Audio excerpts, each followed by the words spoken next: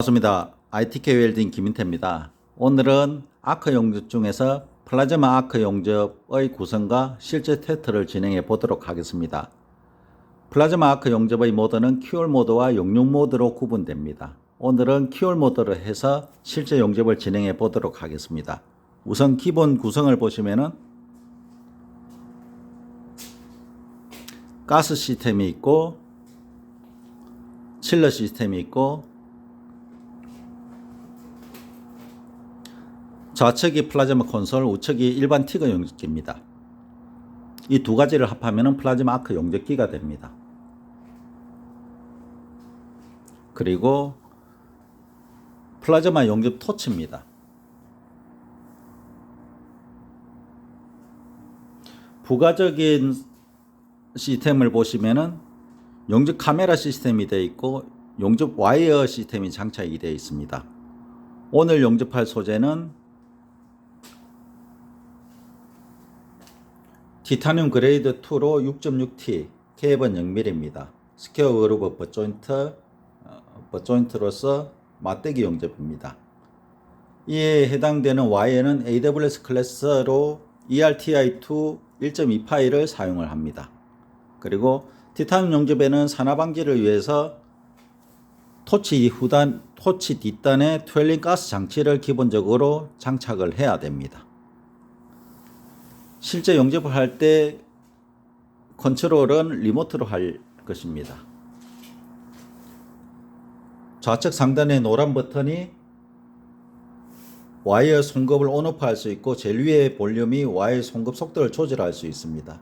그리고 토치 좌우와 상하를 조절할 수 있고 용접 속도와 관계되는 캐리지 온오프를 할 수 있고 빨간색 버튼이 메인 아크를 온오프 할 수 있습니다. 조금 더 자세하게 살펴보면은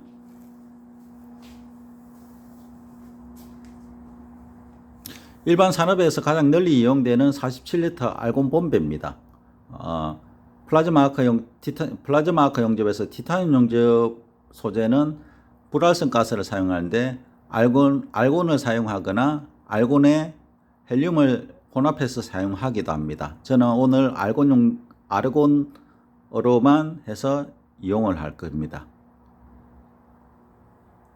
그리고 47리터 bombe 같은 경우에는 bombe 값을 제외하고 완충을 하려면은 가격이 25,000원에서 30,000원 정도 예상이 됩니다. 조금 더 자세히 살펴보면은 가스업체에서 완충이 됐을 때, 충진이 완료됐을 때 그때 압력은 120kg/cm 제곱으로 기본적으로 들어오게 됩니다. 메가파스칼로 환산이 되면은 12메가파스칼 정도로 됩니다. 근데 우리가 실제로 이 120kg bombe 안의 압력을 그대로 이용을 하지는 않습니다. 감압을 시켜서 가스를 이용하게 되는데 120kg의 압력이 들어와 있다면은 실제로 우리가 사용하는 압력은 2에서 4kg/cm 제곱으로 이용을 합니다. 그래서 120kg가 2에서 4kg의 감압이 돼서 사용할 수 있는 장치는 이 부분에 감압 장치가 있습니다. 이 부분이 감압 장치가 되게 되어 있는데 이게 제조사마다 출고되는 압력이 조금씩 다릅니다. 그래서 이 부분을 지금 2에서 4kg/cm 제곱을 해서 가스 레귤레이터 업체에서는 출고를 하고 있습니다.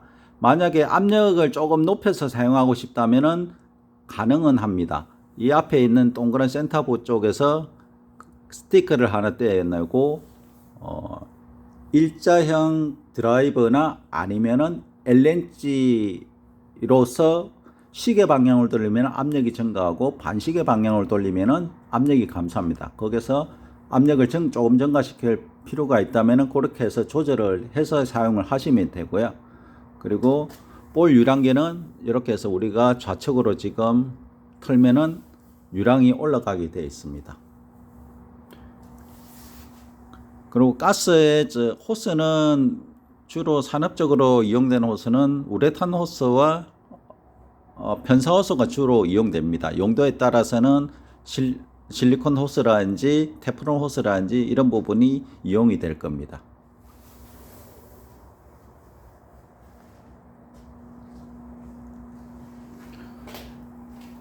일반적으로 플라즈마 용접기에는 필수적으로 물이 순환되게 되어 있는데 이 물의 순환의 목적은 토치를 냉각시키기 위함이 목적입니다. 그래서 물 순환을 할 수 있는 장치들은 쿨러가 있고 칠러가 있는데 쿨러는 냉각 기능, 냉각 조절, 그러니까 온도 조절 기능이 있고 칠러는 온도 조절 기능이 있습니다. 그래서 용량이 커지면은 대전류로 하게 되면은 요즘 같은 경우는 칠러를 선호하는 편입니다.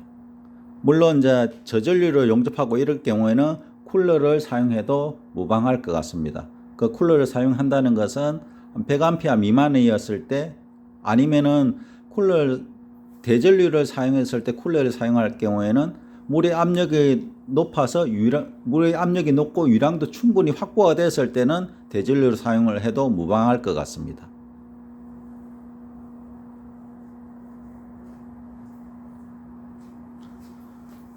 다음은 직접 제가 제작한 플라즈마 용접 콘솔이 되겠습니다. 이 부분은 ON을 시키고 나중에 전기를 ON 시키고 난 후에 다시 설명을 드리도록 하겠습니다.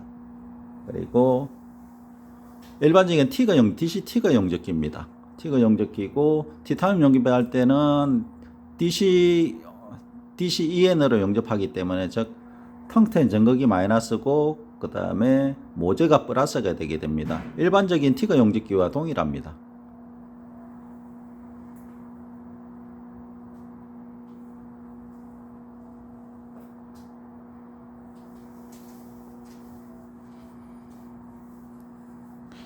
그 티타늄 용접할 때 칼라가 중요하다고 했는데 보시면은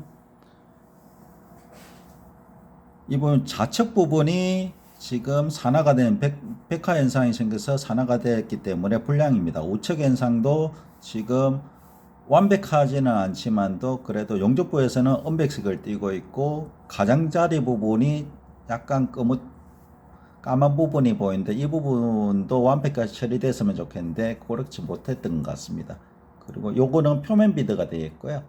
그리고 백비더 부분을 이면비더 백비더 부분을 보시면은 이 부분도 용접 금속 쪽에서는 은백색을 나타나는데 가장자리에서는 약간 그런 같은 게 있습니다. 이 부분도 완전히 제거되면 좋겠지만도 그 부분도 좀 아쉬운 부분이긴 한데 이렇다 하더라도 용접 품질 부분에서 불합격할 것 같지는 않습니다.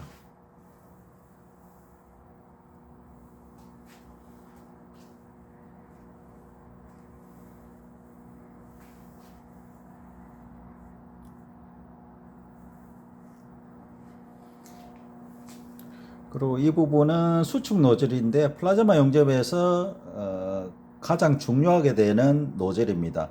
수축 노즐이라고 하고 아니면은 컨스트럭팅 노즐이라고도 하고 아니면은 구리 노즐이라고도 합니다. 주로 주성분은 순구리를 사용하거나 아니면은 동합금을 사용을 합니다.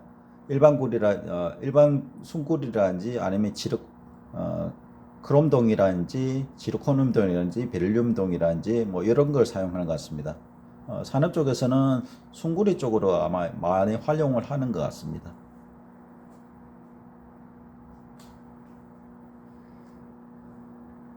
그리고 앞쪽에 되어 있는 용접 엔지니어 분들이 사용하는 개척기가 되겠는데요.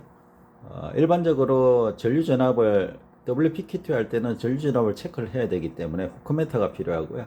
그리고 자가 필요하게 되어 있고 줄자라든지 측정할 수 있는 거리를 측정할 자가 필요하고 그리고 조시계가 필요합니다. 요거는 지금 용접 이별량을 실제 이별량을 측정하기 위해서 용접 엔지니어 분들이 아마 필수적으로 가지고 다니는 세 가지라고 생각이 됩니다. 그리고 여기 닛불 하나와 17mm 스패너가 있는데 용접 토치 부분에 일반 국내 쪽에 용접 토치 부분에 물에 닛불을 푼다든지 쪼은다든지 할 때 아니면 가스에 닛불을 푼다든지 쪼은다든지 할 때 이게 지금 16분의 9에 18산이거든요. 그래서 17mm 스패너만 있으면은 그 부분은 쉽게 풀었다 조았다 할 수가 있습니다.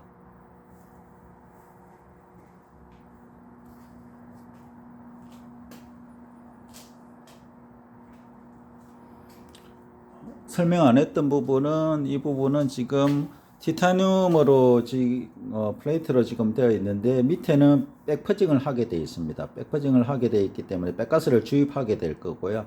투엘링 가스도 별도로 주입하게 될 겁니다. 그래서 이 부분에 가스 본배가 별도로 두 개가 다 설치되어 있습니다. 설치가 되어 있는데 조절은 요게 눈금에 보시면 유량으로 지금 표기가 될 건데 나중에 한 30리터씩 투엘링 가스가 30리터 퍼민 그 다음에 백가스가 30리터 퍼민으로 제가 헐릴 겁니다.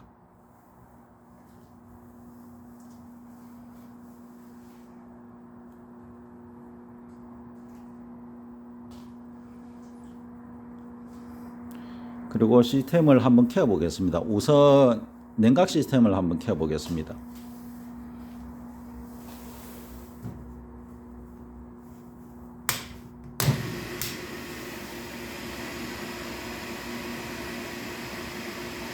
그리고 가스 시스템을 켜 보겠습니다.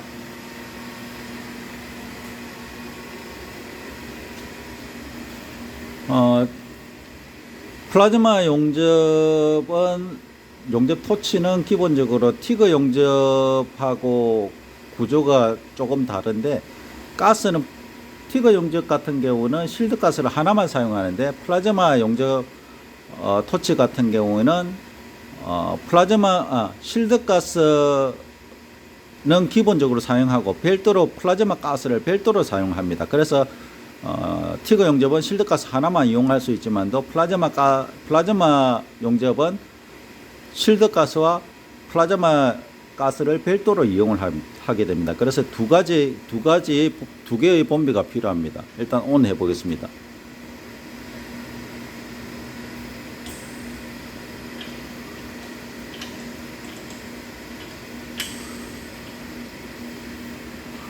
요거는 다 열도록 하겠습니다.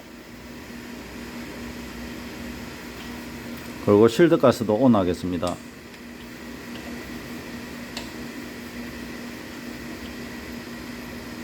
그리고 다 열도록 하겠습니다.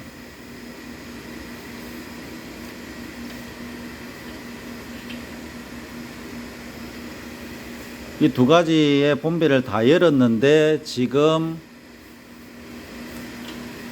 볼 유량계가 제로로 떨어져 있습니다. 제로로 떨어져 있는 이유는 앞쪽 시스템에서 솔밸브로서 막혀 있기 때문에 제로가 되는 것입니다. 만약에 이 부분이 볼 유량이 조금이라도 올라간다면 어느 곳인가 누기가 있다고 보시면 됩니다.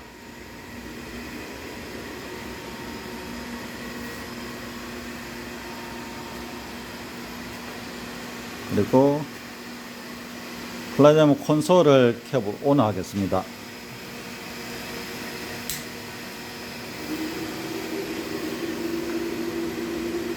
그리고 티그 용접기도 온 하겠습니다.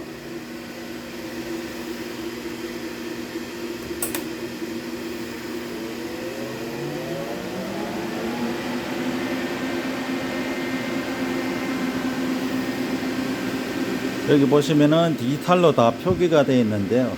한번 설명을 드리겠습니다.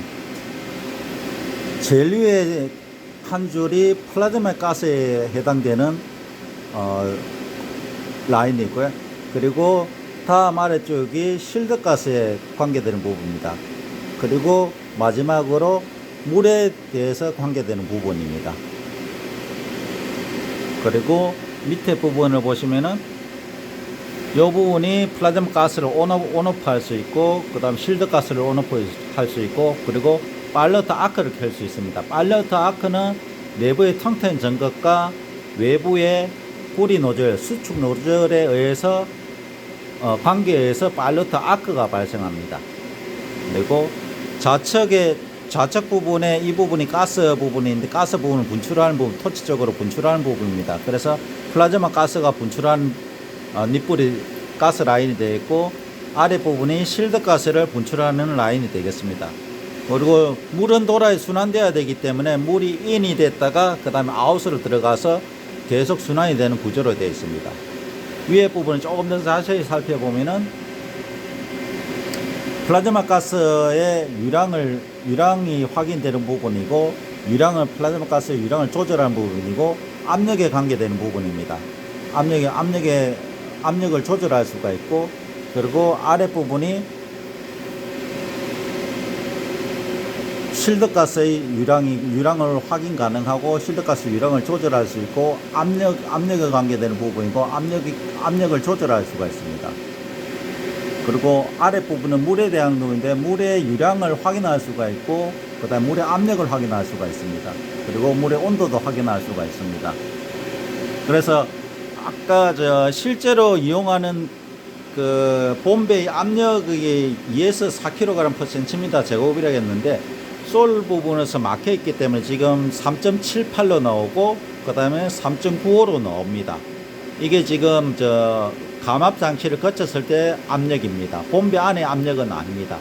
만약에 여기서 플라즈마 가스의 유량을 ON을 하게 되면은 이 압력은 이 플라즈마 3.78에서 2점 얼마로 낮아지게 될 겁니다. 그럼 관로 안의 압력이 이쪽에 관로 안의 압력입니다. 실드 가스도 마찬가지고 이 관로 안의 압력입니다. 이 압력만 일정하게 유지가 되어 있다면은 유량은 변하지는 않습니다. 플라즈마 용접에서 가장 중요한 가스는 플라즈마 가스입니다. 플라즈마 가스의 유량이 변동하고 그러면은 용접 분절에 영향을 미칩니다. 물론 그 유량이 미미하거나 즉 0.0 플러스 마이너스 0.01L 퍼민으로 왔다 갔다 하면은 크게 문제가 없겠지만도 이게 플러스 마이너스 0.1L로 변동이 생긴다면 문제가 될 수 있는 상황입니다. 그리고 실드 가스는 크게 품질에 0.1L 정도 플러스 마이너스 오차를 가져도 크게 문제가 없을 것 같습니다. 지금 플라즈마 가스를 한번 켜 보겠습니다. 지금 1.45L가 나오게 됩니다. 그리고 실드 가스도 한번 켜 보겠습니다. 8L로 일단 출력이 됩니다.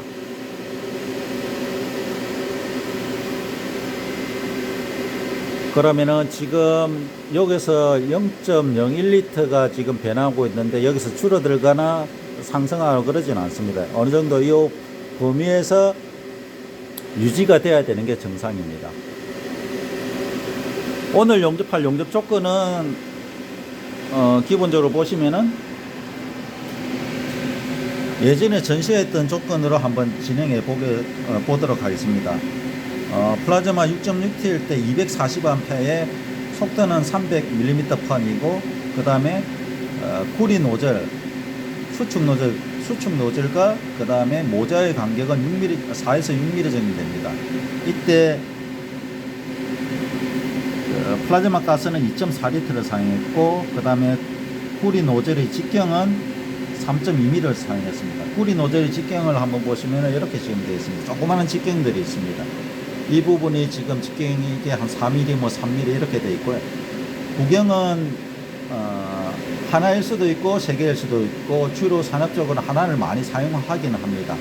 단면을 잘라 보면은 이런 형태로 보입니다. 요거 노즐의 종류가 다양한 것은 토치 메이커에 따라서 변동하는 것이 아니라 토치의 종류에 따라서 변동하기 때문에 이런 형상을 보이는 것입니다.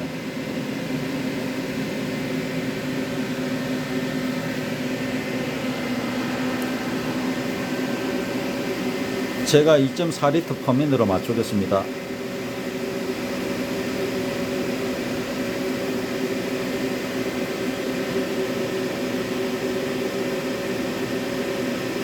대략 맞췄습니다.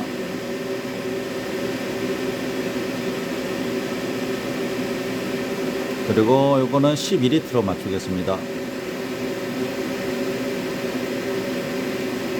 대략적으로 맞췄습니다.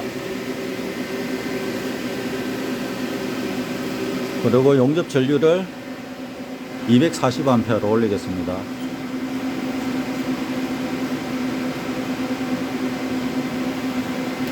위에 있는 영영으로 되어 있는 부분은 용접 전압입니다. 실제 용접할 때 전압이 뜨게 됩니다.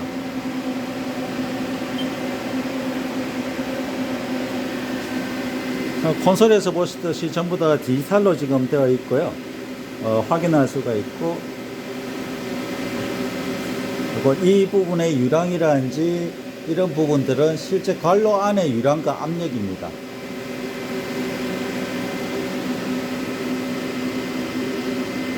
지금 보면은 하얗게 이렇게 해서 뭐 토치가 그 모니터에 보이는데요. 파일럿 아크를 한번 켜 보겠습니다.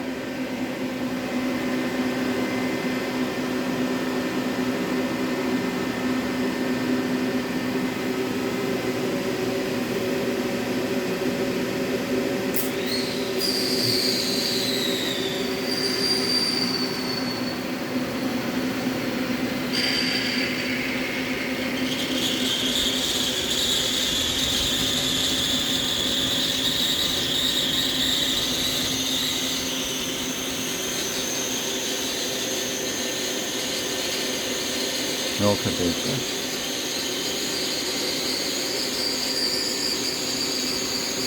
조리개가 아직 안 닫혔기 때문에 조금 보기가 좀 불편할 것 같고 조리개를 한번 닫아 보겠습니다.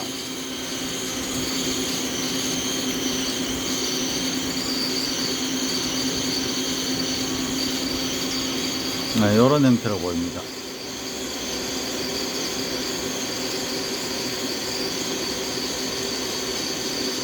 와이어가 전단에 있고요. 그리고 가스를 두 개 켜지 않은 부분인데 틀린 가스와 백가스를 켜도록 하겠습니다.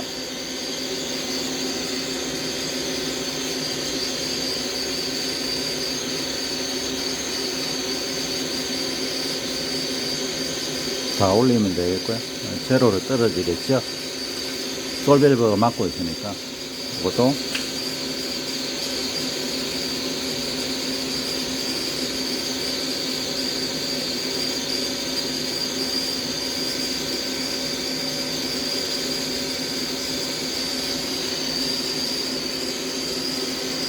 그리고 백가스와 틀린 가스를 켜보도록 하겠습니다. 요거 30리터로 맞추겠습니다. 일단 백가스를 켰고요. 그 다음에 틀린 가스로 켜겠습니다. 30.5 뭐 조절은 가능한 거니까요. 30리터를 일단 대략적으로 맞추겠습니다.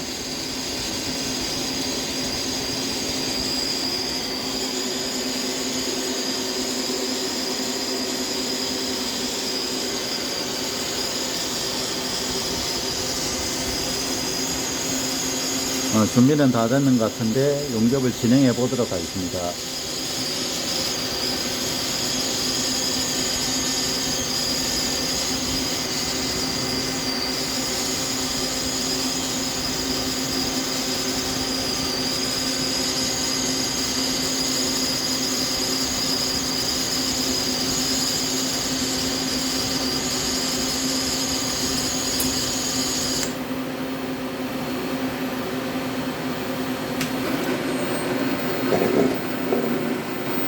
와이를 온오프 해보겠습니다.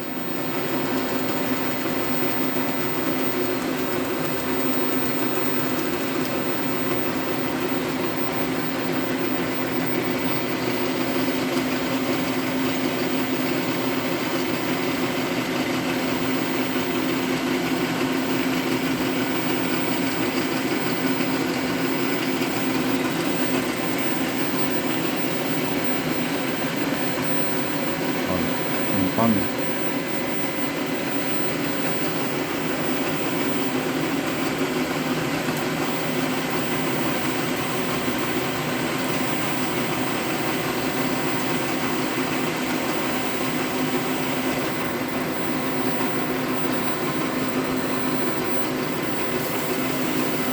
와이를 끄겠습니다. 아크 끄고요. 진행은 그대로 하겠습니다.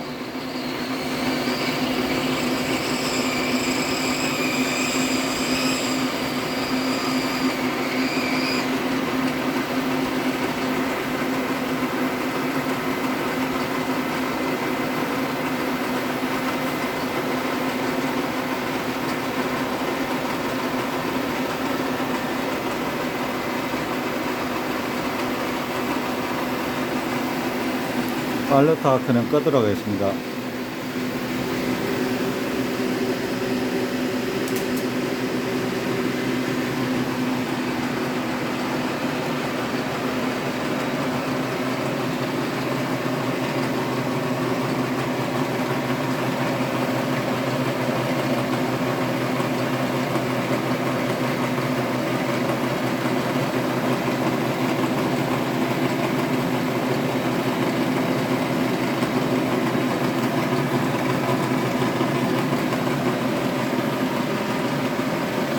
작기 때문에 일단은 정지를 하고 용접 품질 확인해 보겠습니다.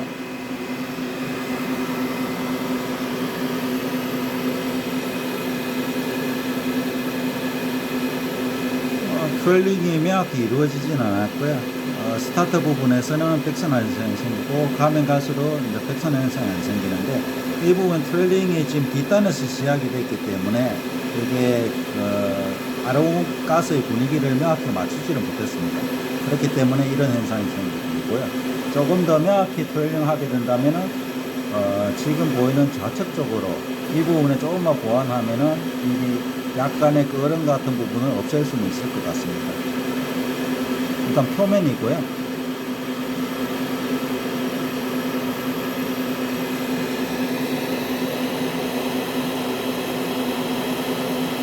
표면도 되고 이쪽에도 표면이고 완전히 확연히 차이가 나죠.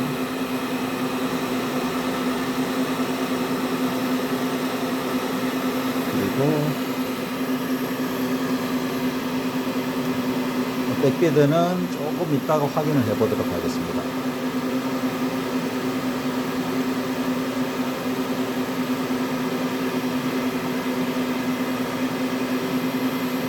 내각이 어느 정도 돼야 되니까 백비드 확인해 보겠습니다.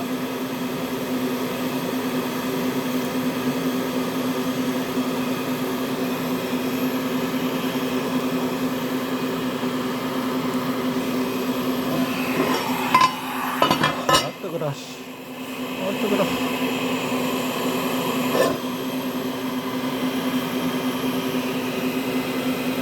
백비드입니다. 이 부분도 지금 용접 금속 쪽에서는 문제가 없는 것 같은데 가장자리적으로 까만 부분이 있어서 이것도 분위기만 조금 더 잡으면 완벽해질 것 같습니다.